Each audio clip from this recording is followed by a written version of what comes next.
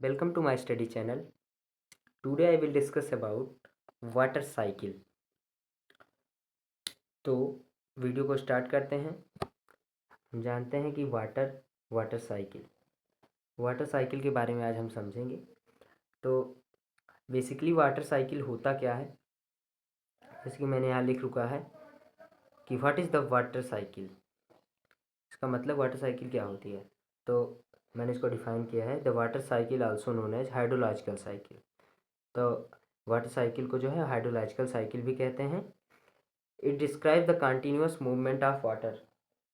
ये यह बताता है कि जो वाटर का मूवमेंट है वो एक चेन में मतलब लगातार होता है। Above and below the surface मतलब सतह के ऊपर, मतलब पृथ्वी की सतह से ऊपर और पृथ्वी की सतह की जो नीचे की प्रक्रियाएं हैं वो एक कंटिन्यूअस वे में चलती रहती हैं। और वाटर साइकिल का हम डायग्राम यहाँ बनाए हैं।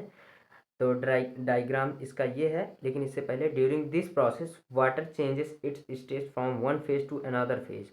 मतलब जो साइकिल होती है वाटर की, वो उसमें कह रहा है कि इस दौरान जो है एक वाटर बॉडीज एक एक फेज से दूसरे फेज में कन्वर्ट होती है, लेकिन the but the total number of water particles remain the same. ये कह रहा है कि जो मतलब पानी का जो वेट रहता है या पानी की जो मात्रा रहती है वो दोनों अवस्थाओं में सेम बनी रहती है। जैसे हम कह सकते हैं in other words, if 100 gram of steam is collected, मतलब हम यदि 100 ग्राम मतलब स्टीम मतलब जो कुकर में बनती है स्टीम, जो वेपराइज होती है, भाप जिसको कहते हैं, उसको हम कलेक्ट करें एंड कंडेंस और उसको कंडेंस होने दें, तो रिजल्ट जो आएगा वो 100 ग्राम होगा वेट उसका। मतलब कि दोनों अवस्थाएं जब एक अवस्था से दूसरी अवस्था में जाएगा तो उसमें कोई परिवर्तन खास क्या उसके ग्राम में कोई वेट में कोई परिवर्तन नहीं होगा। इसी को water particles remain the same यही कह रहा है कि वाटर पार्टिकल जो है वो सेम बने रहते हैं। तो इसका डायग्राम ये है, ये हमारा वाटर साइकिल का डायग्राम है, जिसमें दो तीन चार चार मेन प्रोसेसेस दिखाई गई हैं। Evaporation, transpiration, condensation and precipitation. तो इसमें है क्या, बेसिकली सन है। सन से हमारे अल्टीमेट एनर्जी आती है। सन सन से जब एनर्जी आती है तो सन जो है वो जो सरफेस पे जो पानी होता है उसको इवापोरेट करके फिर ऊपर ले जाता है। जब ऊपर ले जाएगा तो यही जो ड्रॉप वेपर वेपर होंगी वो ऊपर जाएंगी तो कंडेंस होंगी through the process of condensation. Condensation से वो जो वेपर्स होंगे वो जाएंगे ऊपर, तो वो कंडेंस हो जाएंगे। और कंडेंसेशन के बाद जब ऊपर का एक एरिया सैचुरेटेड हो जाता है, मतलब वहाँ सारी रिक्वायरमेंट फुलफिल हो जाती हैं, तो वो प्रेसिपिटेट करके हमें रेनफॉल करा देता है। तो प्रेसिपिटेशन रेनफॉल करा देता है। प्रेसिपिटेशन के बाद फिर वही वाटर बॉडीज फिर इवापोरेट होती हैं। फिर ट्रांसपिरेशन होता है पौधों की सतह से, पौधों की लीव्स की स्टोमेटा से, फिर वही जाके कंडेंस होंगी, फिर बारिश होगी। तो एक सतत प्रक्रिया वाटर साइकिल की ऐसे चलती रहती है। अब आगे कह रहा है कि water change it's state through various process. Water जो बॉडीज है जो अपनी अवस्थाओं को विभिन्न प्रकार की क्रियाओं के द्वारा चेंज करता है। पहली जो क्रिया थी मैंने आपको बताया इवापोरेशन। इसमें होता क्या है, the sun is the ultimate source of energy and its powers most of the evaporation that occurs on the earth. Sun जो है, सन से एनर्जी आएगी, हीट उत्पन्न होगी, हीट उत्पन्न होने के बाद वाटर जो है उसका टेम्परेचर बढ़ेगा, और टेम्परेचर बढ़ने के बाद एक समय ऐसा आएगा तो वो वेपर में कन्वर्ट होके राइज इनटू द एयर में चला जाएगा। और इससे क्या होता है, हमारी वाटर बॉडीज लॉस होती हैं फ्रॉम द सॉयल और earth surface known as evaporation. मतलब लॉस ऑफ वाटर बॉडीज, पानी का नुकसान होना फ्रॉम द अर्थ सरफेस, भूमि की सतह से, उसको इवापोरेशन कहते हैं। और liquid water change into the vapour.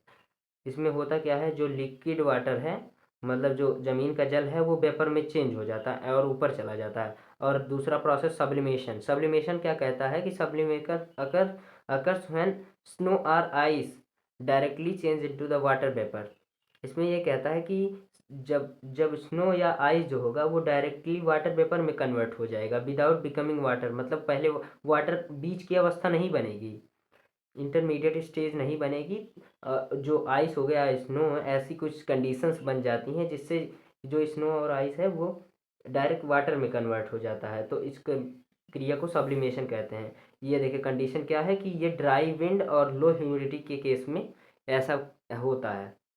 ये मेनली कहाँ ऑब्जर्व किया जाता है, माउंटेन एंड पीक्स पे, मतलब पहाड़ों पे ऐसा देखा जाता है। दूसरा प्रोसेस कंडेंसेशन। कंडेंसेशन मतलब क्या होता है, इसमें होता क्या है, जो वाटर वेपर है अपोजिट फॉर्म है इवापोरेशन का। इवापोरेशन में क्या होता था कि मतलब लिक्विड कन्वर्ट होता था वेपर में, अब यहाँ पे वेपर कन्वर्ट होगा लिक्विड में। कंडेंसेशन कहता है कि इट्स अ फिजिकल प्रोसेस, यह एक भौतिक क्रिया है जिसमें जिसमें ट्रांसफॉर्म होता है कोई चीज़, मतलब कोई चीज़ दोबारा बनता है।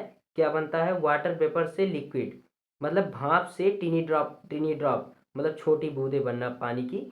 और वही कंडेंसेशन जो है वही होने के बाद प्रेसिपिटेशन, इट मीन रेनफॉल होता है। तो कंडेंसेशन आप लोग समझ गए कि भौतिक एक प्रक्रिया है जिसमें वाटर वेपर, पानी जो वाष्पित जल है वो लिक्विड में बदल के बरसता है।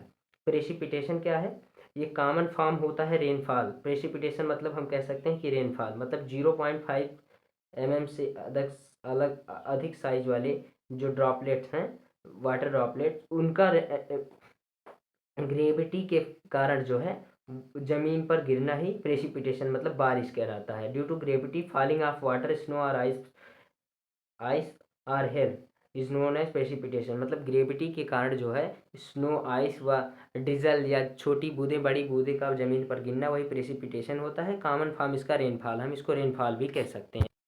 और दूसरा हमारा इन्फिल्ट्रेशन। इन्फिल्ट्रेशन कहता है कि rain water gets absorb into the ground through the process of infiltration. मतलब जो पानी बरसता है रिसाइकलिंग के लिए, वही पानी जमीन द्वारा कुछ मात्रा जमीन द्वारा सोख ली जाती है, मतलब एब्जॉर्ब कर ली जाती है, वही इन्फिल्ट्रेट कहते नहीं, पानी इन्फिल्ट्रेट कर रहा है, इसमें सिंचाई की ज़्यादा आवश्यकता पड़ेगी। बेसिकली सैंडी सॉइल में run of the flow of water over land, मतलब जो वाटर का फ्लो है वो भूमि की सतह पर हो, जैसे one place to another place, water move over the ground या over the land and in this way water bodies runs into the river. और इस प्रकार से धीरे धीरे पानी जो है वो नदियों में चला जाता है। Run of is liquid specially, run of जो होता है वो लिक्विड होता है, स्पेशली हम उसको वाटर के नाम से जानते हैं, समझिए। तो आज हम इसके वाटर साइकिल के विषय में चर्चा किए। आशा करता हूँ आप सबको समझ में आया होगा ये वीडियो। Thank you.